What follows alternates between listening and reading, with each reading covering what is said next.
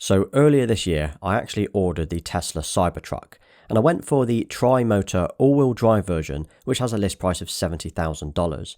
Now, it's probably the most outrageous vehicle that I've ever seen, let alone order. But today, I wanted to give you some of my reasons, opinions, and concerns about buying a Cybertruck for here in the UK. Maybe you've got one on order too, or you're thinking about ordering one, so hopefully some of these points will be of use to you. Okay, so first up, the looks and the aesthetics. So this is like nothing that we've seen before. It looks post-apocalyptic, like something that we'd see in a futuristic or a sci-fi movie. So I guess you'll either love it or you'll hate it, with its hard, triangular and pointy edges, and it kind of goes against the grain of what we're used to seeing. But then, could the same be said for the Model 3 interior? I mean, it's different. So either you look at it and you think, it's not what I'm used to, but I like the minimalistic style, or you flat out hate the design, and you're happy with what you already like and what you're already used to. So the Cybertruck is essentially built with an almost impenetrable exoskeleton and stainless steel structure. It's supposedly bulletproof too, so perfect for my day-to-day life. But these materials used means the design is somewhat compromised, or at least comparing it to the traditional truck. Elon himself mentioned that with the use of the ultra-hard, cold-rolled stainless steel skin, it's just not possible to bend or fold the bodywork easily, hence the design using sheets of metal, but I suppose that could change over time. As for the interior, it carries that futuristic look inside, so it seats 6, it has a single control screen just like the Model 3, and it looks really spacious and minimal again. Now I really like the interior. But when I first saw the truck, I wasn't 100% sold on it, I'll be honest. But as time has passed, I'd seen more and more videos and I ended up really liking it. But what's your thoughts on the looks and the design? Do you like it? So at the time of ordering, and the same applies now, there are 3 versions of the Cybertruck to choose from. So looking at the specs, visually they all look exactly the same. So there are no exterior or interior options available yet, but again I guess this could change over time. You've got the single motor rear wheel drive version, expected in late 2022. This has a predicted range of 250 miles, a 0 to 60 of 6.5 seconds, and a towing rate of £7,500 or 3,500 kilograms. Then there's the dual motor all-wheel drive, expected in late 2021. The range on this one is slightly more at 300 miles, a 0 to 60 of 4.5 seconds, and a towing rate of £10,000 or 4,500 kilograms. And finally, the Tri Motor all-wheel drive, the version that I've opted for. Now this range is over 500 miles. I mean, that's incredible. And that's one of the main reasons I wanted this one. It's also got a 0 to 60 of 2.9 seconds. 2.9 seconds in a truck that's faster than a Model 3 performance. So I can't comprehend how fast that is in a vehicle of this size. Oh, and it's also got a towing capacity of a massive 14,000 pounds or 6,500 kilograms.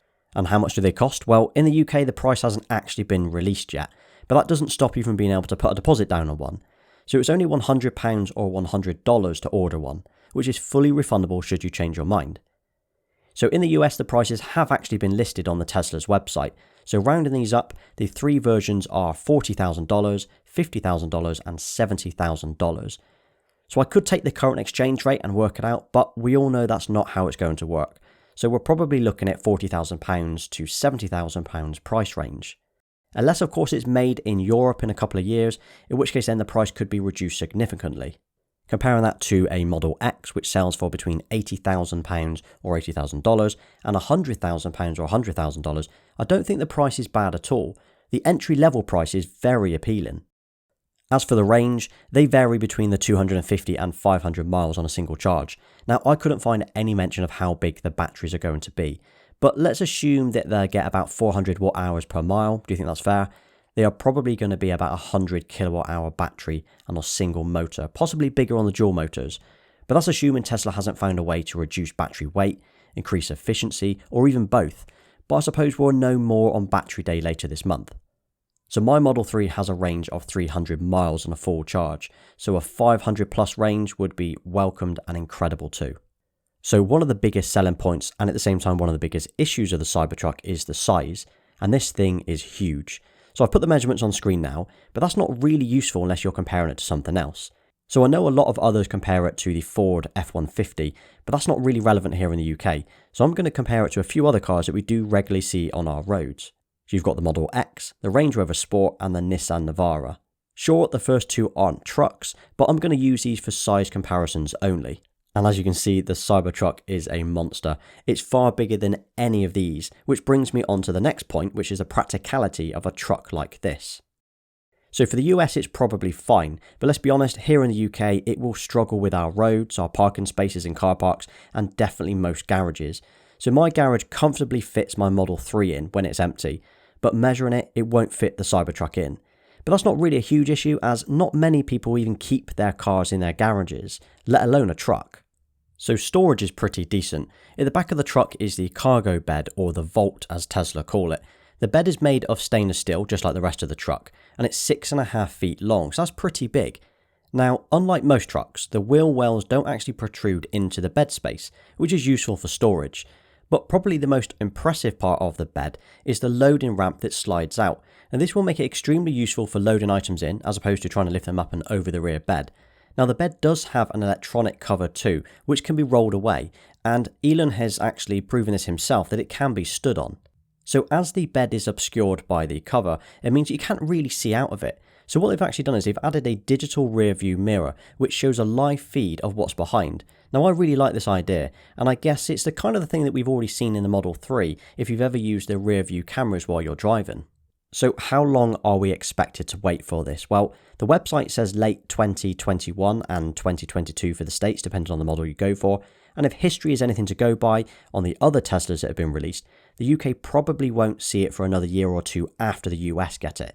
So I'd guess we'll probably see the Cybertruck here in the UK probably 2023 onwards, at least another 3 years from now. And that's if we even get the same version here as the States. I mean, as we've discussed, our roads, garages, parking spaces just aren't made for cars or trucks of this size. So it's probably one of the reasons we don't see the Ford F-150 here, unless of course it's imported privately. I wouldn't be surprised if Europe get a smaller cut down version, which isn't a bad thing either. So I'm not sure the full size version would have the demand here. Another thing to consider are the running costs. So like most EVs, I can't imagine the running cost to be very high on the Cybertruck, if the Model 3 and the Model S is anything to go by. Purchase price, electric and insurance will be the only real factors here. I can imagine insurance actually being quite expensive for two reasons. One, the truck will easily inflict a lot of damage onto any other car that it comes into contact with. And two, if the truck is somehow damaged in an accident, or hitting a wall for example, I guess it will cost a lot to repair, as I'm not sure many body shops have worked with a steel truck before. As for modifications or customizations during the ordering process, I'll be surprised if there will be many options available. Elon did reply to a tweet implying that there will be at least a second colour choice, but failing that, I do like the idea of wrapping it. I mean, it would be pretty easy to do with the flat edges and the design of the truck, so I wouldn't imagine it would take much time or cost much to do. So will I actually buy it? Well, I actually ordered it for two reasons. One, because the more demand there is, the more chance there is that they will make it. If no one's pre-ordering it, they wouldn't make it. And two, the idea of actually owning one of these is pretty cool, even though I've never owned a truck before and I don't really have any need for it. If I do keep my order, it would replace my Model 3. I don't need or want both. And the number of pre-orders also proves how much interest there is, so I know I'm not alone. So what do you think of the Cybertruck? I know it's not for everyone, but do you think it's a good buy or is it a bit of a gimmick? I'm interested to hear if anyone else has ordered one already. Also, if you know any interesting facts about the Cybertruck that I didn't mention, or specs that you would definitely want included, drop them in the comments. So, as always, thank you for watching, and if this video was useful to you, or you're interested in seeing more Tesla and tech videos, please don't forget to like and subscribe. You can also follow me on my other social channels, including Instagram and Twitter. Until next time. You can also follow me on Instagram and Twitter. Until next time.